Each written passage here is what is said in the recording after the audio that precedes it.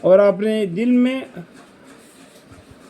کیا یہاں پر یہ آیت سے سکھا، اور جب آپ اس شخص سے فرما رہے تھے جس پر اللہ نے بھی انعام کیا اور آپ نے بھی انعام کیا، وہ کون ہے؟ یا 3واں نمبر فائدہ لکھا ہے، یہ بازو میں پڑھنے سے آپ کو معلوم پڑ جائے گا۔ یہ بازو میں لکھا ہوتا ہے نا، تو انگلی سے دکھا رہا ہوں، وہاں پر ان کا دبی ہوئے معنی لکھا ہوتا ہے کہ اپنی بیوی زینب کو رضی اللہ عنہا کو اپنے زوجیت میں رہنے دے اور خدا سے ڈر، اور آپ اپنے دل میں وہ بات بھی چھپائے ہوئے تھے جس کو اللہ تعالیٰ آخر میں ظاہر کرنے والا تھا۔ دیکھو، کم علم والا غلط نہیں سوچنا کبھی بھی، کیونکہ علم نہ ہونے کی وجہ سے غلط بات میں نہیں جانا، کیونکہ اللہ تعالیٰ زبردست میں اور حکم والا ہے اور علم والا ہے۔ تو آپ لوگوں کو جتنا قرآن میں بتلایا اتنا ہی جاننا بہتر ہے، آگے کچھ نہیں سمجھنا۔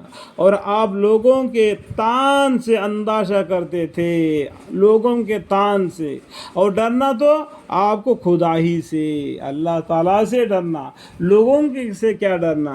آپ نے دل میں ایک بات چھپائے رکھے تھے، اللہ تعالیٰ اس کو ظاہر کرنے والا تھا، اور آپ لوگوں کے تان سے اندیشہ کرتے تھے، اور ڈرنا تو آپ کو خدا ہی سے زیادہ سزاوار ہے۔ پھر جب زید رضی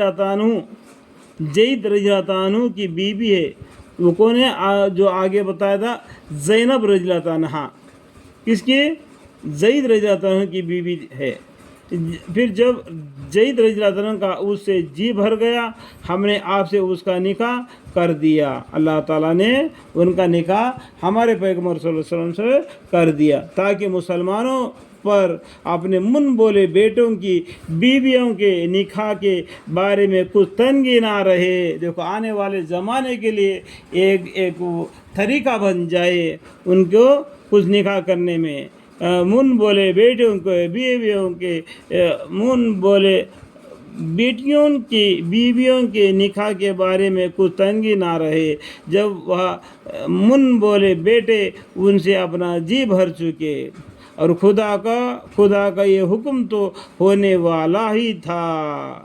دیکھو، یہاں تک کہ بیان کے دوران میں بھی معافی مانگتا ہوں، کیونکہ مجھے بھی کم علم ہے۔ اگر میں کم علم کی وجہ سے کوئی غلط بات کہہ دیا ہوگا تو اللہ مجھے معاف فرمائے، پیغمبر صلی اللہ علیہ وسلم بھی مجھے معاف فرمائے۔ اور اس کا دبی ہوئی معنی کیا ہے وہ علم والے ہی جانتے ہیں، جتنا مجھے علم ہے اتنا میں پڑھ کر سنا رہا ہوں۔ اللہ میرے علم کے اندر میں جو بھی غلطی ہو گیا تو مجھے معاف فرمائے۔ وَقُلْ رَبِّ زِدْنِی عِلْمًا وَقُلْ رَبِّ زِدْنِی عِلْمًا۔ جو حکم تو ہونے والا ہی تھا، اللہ کا حکم جو ہونے والا ہی تھا وہ کر رہے گا، ہوگا۔ اور ان پیغمبر صلی اللہ علیہ وسلم کے لیے جو بات توقیناً تفسیراً خدا تعالیٰ نے مقرر کر دی تھی، اس میں نبی پر کوئی الزام نہیں۔ اللہ تعالیٰ نے ان پیغمبروں کے حق میں بھی یہی معاملے کر رکھا ہے جو پہلے گزرے ہے۔ اللہ کا حکم تجویز کیا ہوا پہلے سے ہوتا ہے۔ اللہ تعالیٰ نے زمین آسمان کو بنانے سے پہلے ہی جو حکم تجویز کر کے لوح محفوظ میں رکھ دیا، اور لوح محفوظ سے جو بھی احکام اللہ تعالیٰ نے دنیا داروں کو لیے ہمارے لیے جتنے پیغمبروں بھیجے، کتنے کتابیں نازل ہوئے، کتنے صحفے نازل ہوئے، سب بھی وہی اللہ کے حکم سے آئے۔ اللہ کا حکم پہلے سے طے کیا ہوتا ہے، اور اللہ کا حکم تجویز کیا ہوا پہلے سے ہوتا ہے۔ یہ سب پیغمبران گزشتہ ایسے تھے کہ اللہ کے حکام پہنچایا کرتے تھے، اور اس بات میں اللہ ہی سے ڈرتے تھے، اور اللہ کے سوا کسی سے نہ ڈرتے تھے۔ ڈرنا کسی سے؟ صرف اللہ تعالیٰ سے، اور اللہ حساب لینے کے لیے کافی ہے۔ وَقَفَى بِاللَّهِ حَسِيبًا۔